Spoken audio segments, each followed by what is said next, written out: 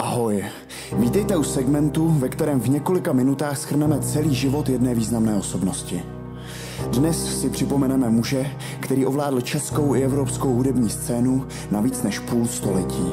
Zpěváka s nezaměnitelným hlasem, elegancí a obrovským charizmatem. Karla Gotta.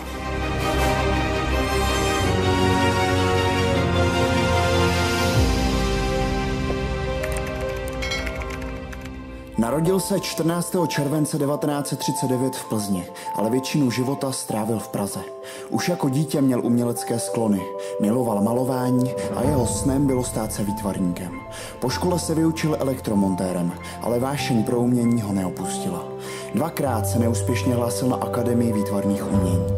Večer po práci začal navštěvovat kurzy zpěvu a brzy si ho všimli lidé z pražských hudebních kaváren. V roce 1958 vystoupil v soutěži Hledáme nové talenty. I když nezvítězil, zaujal hlasem i vzhledem.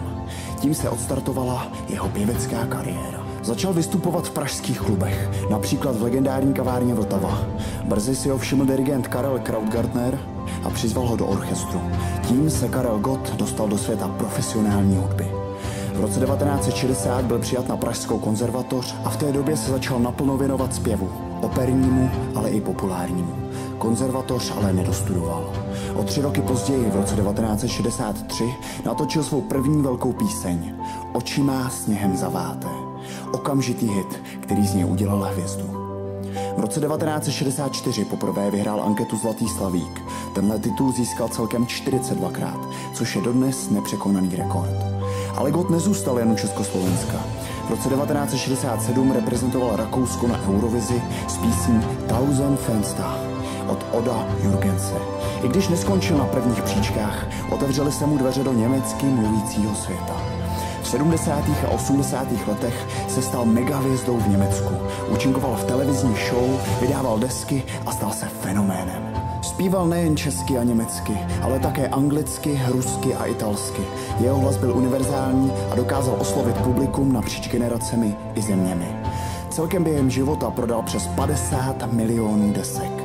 V roce 1977 podepsal takzvanou antichartu, dokument, který vyjadřoval nesouhlas s chartou 77. Tento krok byl a je dodnes kritizovaný, ale Gott sám později přiznal, že politice nerozuměl a podepsal dokument bez hlubšího uvědomění, co vlastně znamená. Přesto zůstal nejoblíbenějším zpěvákem nejen v Československu, ale i po revoluci v roce 1989. Po roce 2000 se jeho popularita paradoxně ještě zvýšila. Začal spolupracovat s dalšími hudebníky a modernizoval svůj repertoár.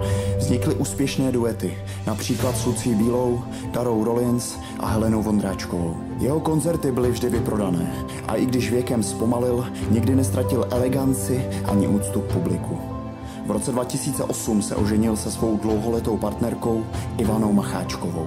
Měli spolu 2 dcery, Charlotte Elu a Nelly Sophie.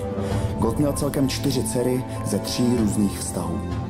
V roce 2014 ho postihla rakovina mízních uzlin. Po léčbě se zdálo, že je nemoc zažehnána a Karel se vrátil na pódia. Ale v roce 2019 oznámil, že trpí akutní leukémií. Zemřel 1. října 2019 ve věku 80 let. O jeho smrti informovala rodina i prezident republiky. Celá země truchlila. Rozloučení s Karlem Gottem proběhlo nejprve veřejně v paláci Žofín, kde mu přišli dát s Bohem 10 000 lidí. Druhý den proběhl soukromý pohřeb v katedrále svatého Víta. O rok později vyšel dokument Karel, který zachycuje jeho poslední roky života a pohled do zákulisí. Co říct závěrem? Karel Gott nebyl jen zpěvák, byl symbolem, spojnicí mezi generacemi, důkazem, že talent, pokora a pracovitost dokážou vytvořit legendu.